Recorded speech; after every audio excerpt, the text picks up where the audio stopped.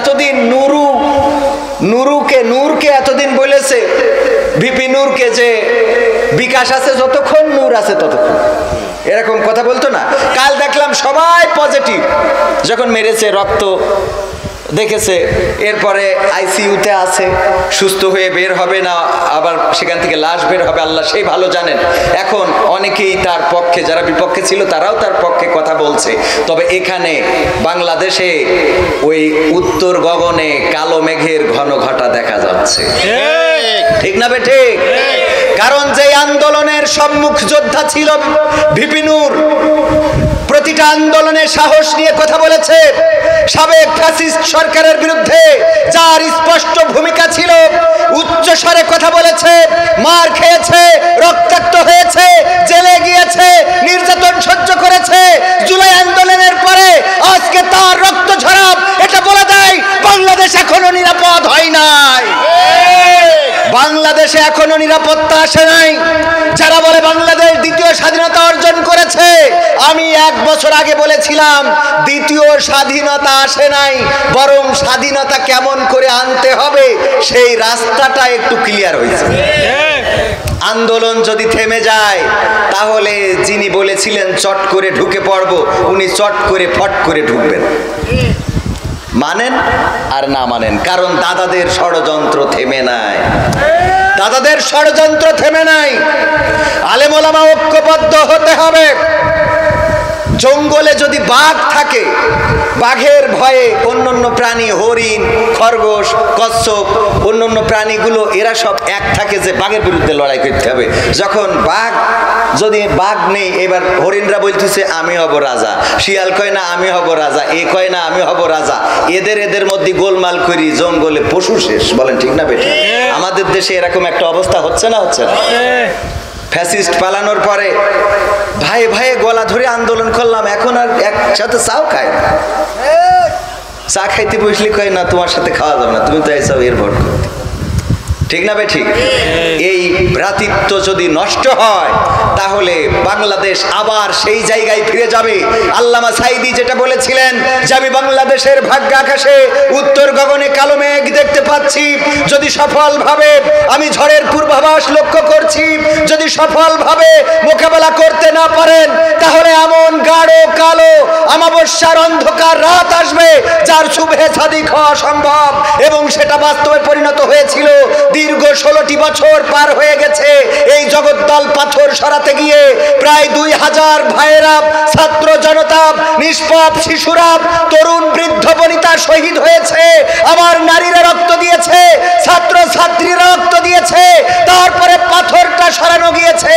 যদি এবার আপনারা এই ঐক্যটা বিনষ্ট করেন আর এবার যদি কোনো কায়দায় ফ্যাসিস্ট ঢুকতে পারে তাহলে 16 বছর নয় 32 বছরে বাংলাদেশে সকাল আসবে না, আসবে না, আসবে না। বলেন ঠিক কিনা?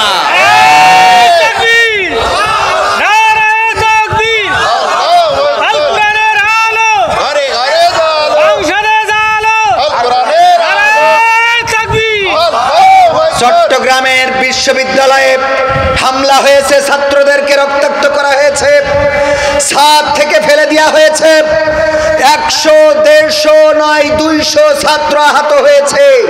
মারছে কারা, মরছে কারা? আজকে যারা বাংলাদেশে বৈষম্য দূর করার জন্য আন্দোলন করেছিল, এই বাংলাদেশকে যারা বৈষম্য মুক্ত করতে চেয়েছিল, সেই বৈষম্য যেন এখন ভয়াল রূপ ধারণ করেছে। নূরকে মারার পরে আসিফ নজরুল বলে নিন্দা ও প্রতিবাদ জানাচ্ছি। উনার কাজ কি নিন্দা প্রতিবাদ জানানো? উনি আইন উপদেষ্টা, উনি এই বাংলাদেশ আইন করবেন। অন্যায় ভাবে কারো গায়ে হাত তোলা যাবে না, অন্যায় ভাবে কাউকে মারা যাবে না। আইনের কাছে থেকে, আইনের উপদেষ্টা থেকে যদি নিন্দা প্রতিবাদ জানান তাহলে বোঝা হয়ে যায় আপনাদের মেরুদণ্ড বলে কিছু নাই। মেরুদণ্ড যদি থাকতো তাহলে এটার জন্য অবশ্যই যারা জড়িত, কি কারণে জড়িত, দৃষ্টান্তমূলক শাস্তি আমরা দেখতে পেতাম। আজকে জাতীয় পার্টি বাংলাদেশে বড় বড় কথা বলে যে এই গৃহপালিত দলকে পুঁজি করে ফ্যাসিস্ট সরকার এই দেশ শাসন করেছিল। বলেন ঠিক কিনা? এই জাতীয় পার্টিকে কথা বলতে দিচ্ছে কারা? এই জাতীয় পার্টি কথা বলে কিভাবে?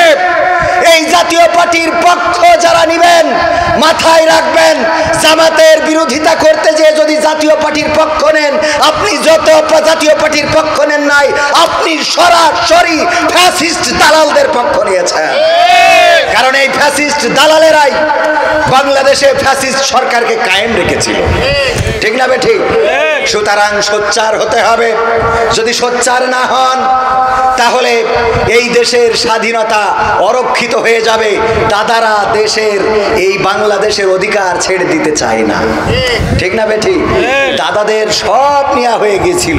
দাদারা দেখেন কতটা ভালোবাসে আমাদের দেশকে, যে আমাদের দেশের উন্নয়নে যার সবচেয়ে বেশি ভূমিকা তারাইও নিয়ে চলে গেছে, ঠিক না বে ঠিক?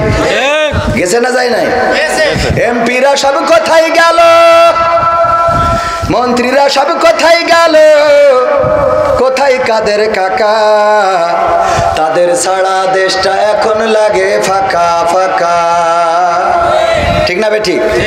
পালাবে না পালাবে না, যাই না তবু দেখা, পালাবে না পালাবে না, যাই না তবু দেখা। তাদের ছাড়া দেশটা এখন লাগে ফাঁকা ফাঁকা, ওদের ছাড়া দেশটা এখন লাগে ফাঁকা।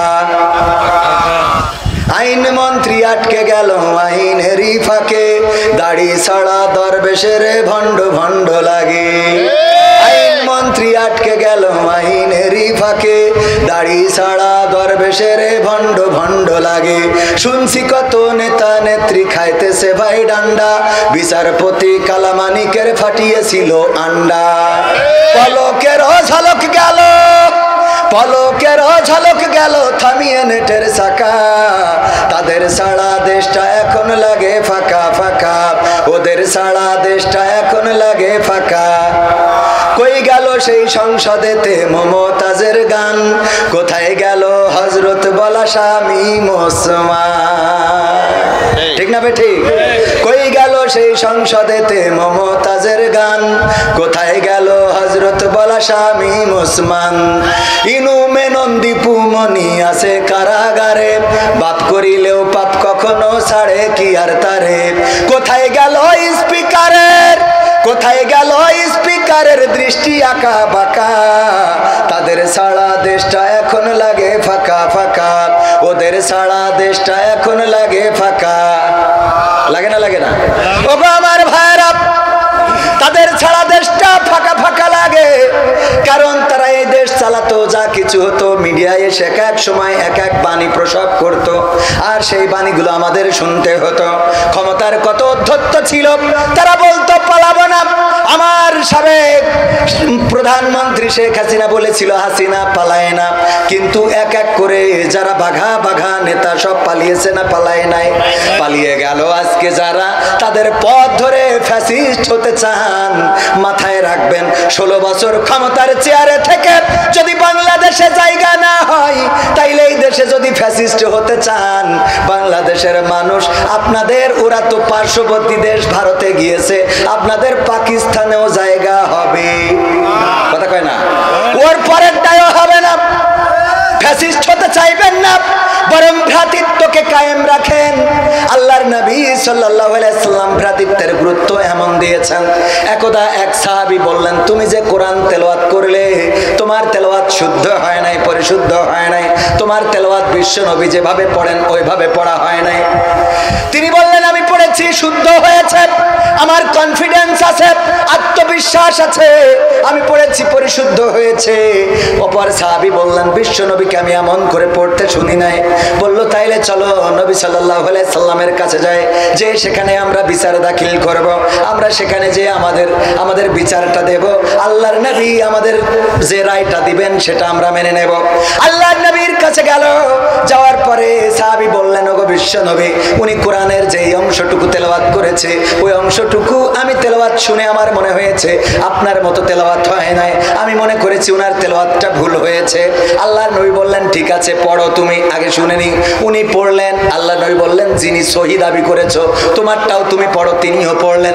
আল্লাহর নবী সাল্লাল্লাহু আলাইহি সাল্লাম বললেন, ওগো সাহাবীরা, বুখারী শরীফের হাদিস থেকে বলছি, আল্লাহর নবী বললেন, ওগো আমার সাহাবীরা শুনে নাও, তোমরা দুইজন তেলাওয়াত করেছো, তোমাদের দুইজনেরই তেলাওয়াত তেলাওয়াত পরিশুদ্ধ হয়েছে, দুইজনের তেলাওয়াত পড়া যদিও ব্যতিক্রম ছিল কিন্তু দুইজনেরই শুদ্ধ হয়েছে। আমি তোমাদের বলে দিই, শুনে নাও, তোমরা ভাইয়ে ভাইয়ে দ্বন্দ্ব করো না, মত পার্থক্য করো না, বিতর্ক করো না। কারণ তোমাদের আগের জাতিগণ, তোমাদের আগের নবীর উম্মত যারা ছিল, তারা এভাবেই ভাইয়ে ভাইয়ে দ্বন্দ্ব করে বিতর্ক করে নিজেরা নিজেদেরকেই ধ্বংস করে ফেলেছে। ওগো আমার ভাইয়েরা, যারা একসাথে রাজপথে থাকলাম, আন্দোলনে থাকলাম, লড়াই করলাম, সংগ্রাম করলাম, আজকে নির্বাচনের প্রয়োজনে যদি হয় কারোর মার্কা হবে আনারস, কারোর মার্কা পেঁপো মার্কা, কারোর মার্কা লাউ, কারোর মার্কা কদু, যাই হোক না কেন মার্কা হবে, মিছিল হবে, আন্দোলন হবে, রাজপথে স্লোগান হবে, কিন্তু এই দেশে কোনো দ্বন্দ্ব মারামারি হতে দেওয়া হবে হবে? তাইলে তো বৈষম্য দূর হলো না। জামাত ইসলাম যদি বলে ধানের শীষ যারা করে তারা ভোটের মাঠে আসতে পারবে না, আর ধানের শীষ যারা করে তারা যদি বলে দাড়িপাল্লা মার্কা নিয়ে ভোটের মাঠে আসা যাবে না, তাইলে কি বৈষম্য দূর হইলো নাকি? কথা কয় না, দূর হইলো? বৈষম্য থেকে গেল না? সুতরাং ধানের শীষের প্রতীক যিনি নেবেন তার সাথে দাড়িপাল্লার প্রতীকের মুলাকাত হবে, হাত পাখা যিনি নেবেন তার সাথে অন্য প্রতীকের মুলাকাত হবে। একই সাথে একই লড়াইয়ে একই রাজপথে থাকার দরকার আছে না নাই? আমাদের ঐক্যবদ্ধতা এমন হতে হবে যে আমরা ভোট করব, আমরা মিছিল করব, আমাদের আন্দোলন হবে, সব হবে, কিন্তু বেলা শেষে এই বাংলাদেশের বিরুদ্ধে যারা ষড়যন্ত্র করবে, এই বাংলাদেশে যদি কেউ ফ্যাসিস্ট হয়ে ওঠে তাইলে তার বিরুদ্ধে আমরা আবার ঐক্যবদ্ধভাবে লড়াই করব।